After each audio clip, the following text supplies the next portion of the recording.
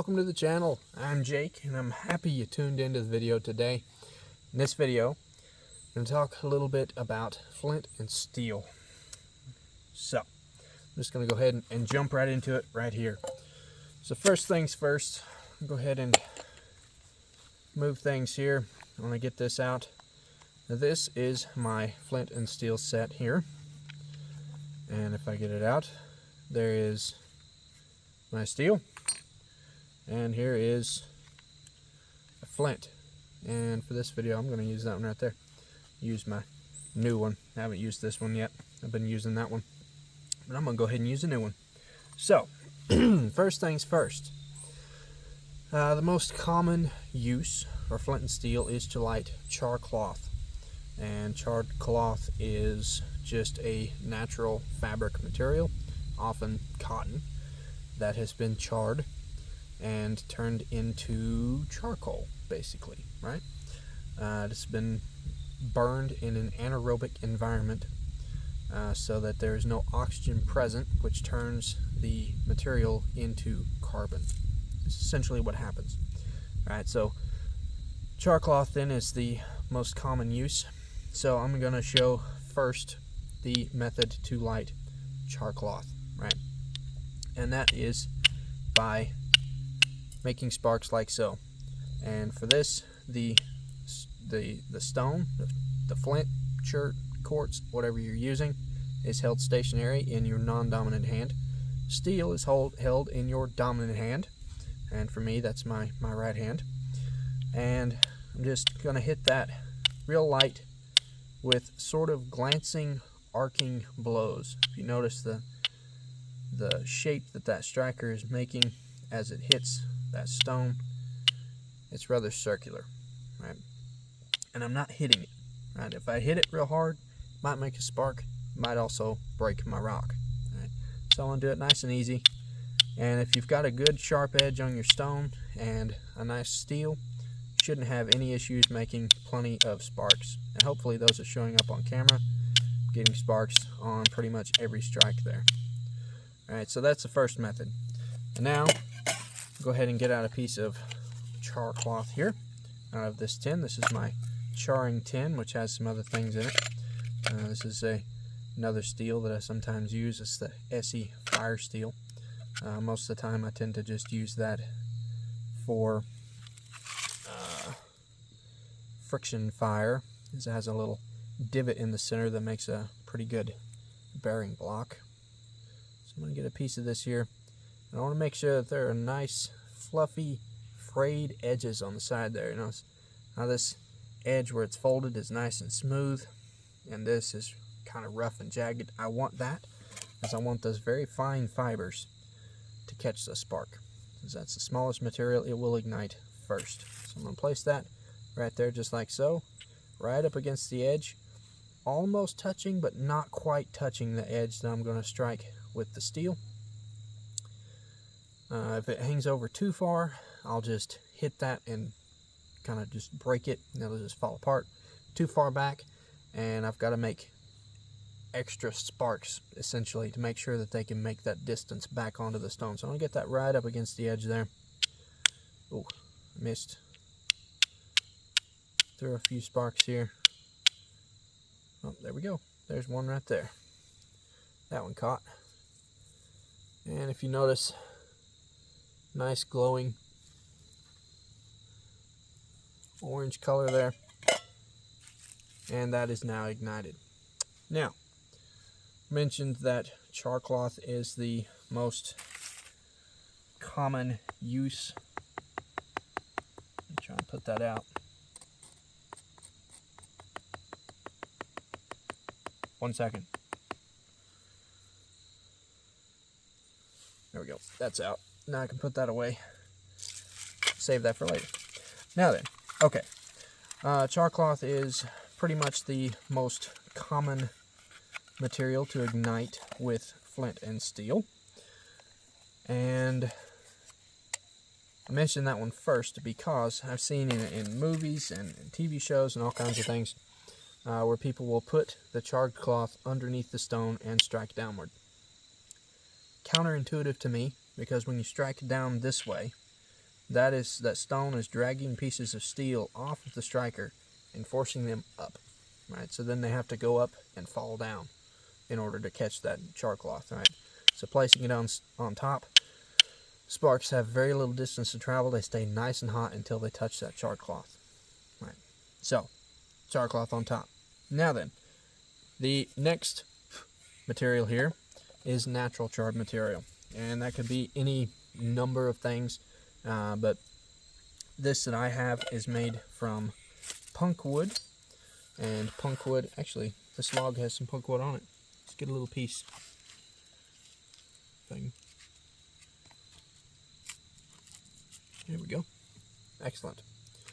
So punk wood is essentially spongy wood that has rotted to some degree, and if you touch it, you can see this. You can tell this is really, really soft, and this will actually ignite with a ferro rod or with a magnifying lens, just as is, and it'll form a nice coal. If it's dry, it has to be completely bone dry. But if it's a little bit damp, no worries. It can be wet, it can be damp, it can be dry. Well, not sopping wet, but it can be pretty wet or dry, doesn't matter. Place it in a tin, just like this one right here. Place that into a fire and let it cook until there's no smoke coming out anymore, and you have charred material. And you can see it winds up looking like that. Looks like little bitty pieces of charcoal, sort of, kind of, but it's very, very fragile. All right, so with this method, you cannot hold that on top of the stone. It'll crush. You just can't do that. So you have to switch up a little bit, right? In the beginning, had it like so, like that, right? Now I'm going to switch around. I'm going to hold the stone, or excuse me, the steel in my left hand, strike downward with the rock, like that. Now if you notice, I'm still getting a little bit of an arc going there, like I did when I was striking the steel onto the stone, like so, right? Pretty well arcing, right? Just kind of wrist flick. Right? With this one, I don't use quite as much of a wrist flick, and I tend to go more straight down the length of that striker to drive those sparks off. And that actually brings up a point on the shape of your striker I'm going to talk about for just a minute. So with this method, striking straight down, you notice this is relatively flat here, right?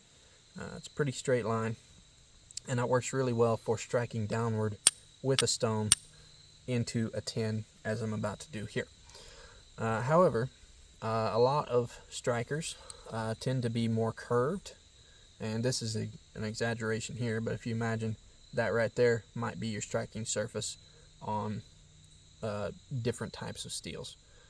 And there are plenty of different types depending on the time period that they might have been used in, where they were made.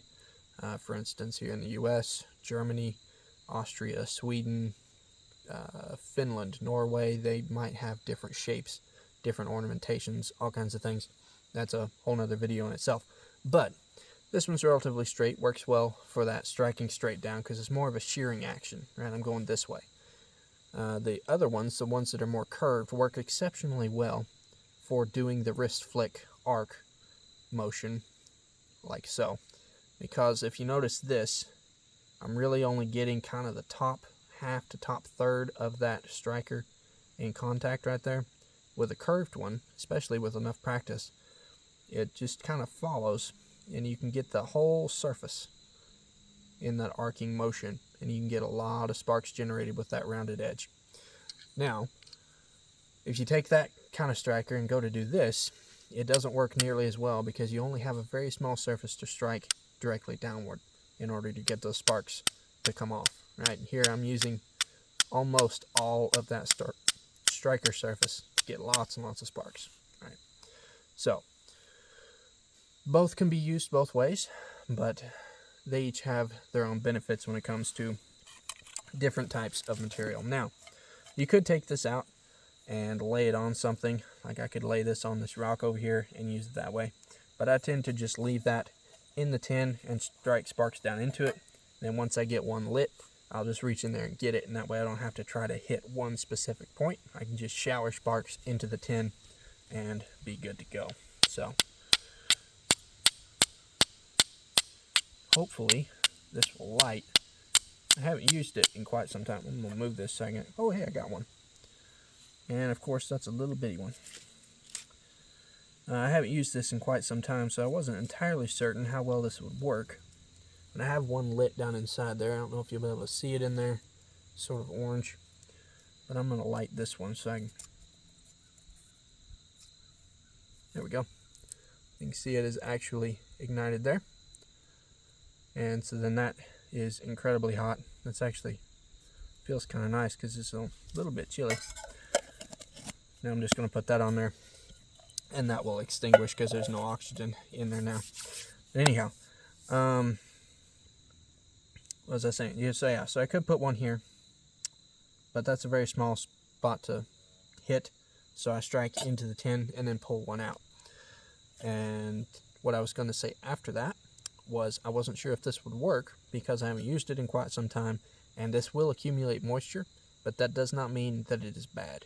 If you can't get your char to ignite with a spark, simply, if you have another method to light a fire with another method, throw your tin into the fire and let it cook again. It'll cook the moisture out and you'll be good to go again. You essentially can't overcook this. It doesn't go bad. It just gets too much moisture in it to ignite. So that is extinguished now, and there you can see no more orange inside. Another nice thing about using char in a tin like this is you can ignite it and it will, get nice and hot inside. It makes a really nice hand warmer when it's cool in the woods. If you're hunting or something like that and you got a char along with you, char tin with you that's full of charred goodness, just throw a spark in there, let it catch a little bit, put the lid back on, and it will ignite eventually, or it will extinguish eventually, but it'll stay warm for quite some time. It's a really nice hand warmer. So extra benefit to carrying something like that along with you. So there we go.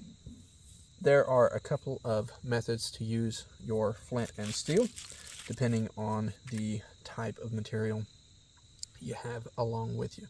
And you can, of course, use the strike down method with char cloth that's laying in a tin also, but I tend to prefer to just get that out and hold it on the stone and strike sparks like so.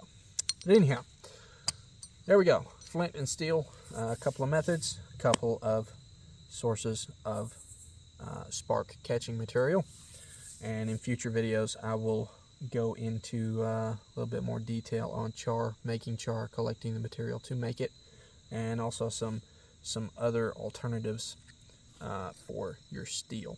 So I'll do that in a future video, but I think this one has gone long enough. Hope you enjoyed that. Hope you found something useful in there, maybe entertaining. That would be good too. But if you did enjoy it, definitely appreciate it if you hit that like button, share the video with your friends, leave a comment down below. Don't forget to subscribe if you're not yet a subscriber. That would be really cool. And until next time, go forth, enjoy yourself, and always come home safe.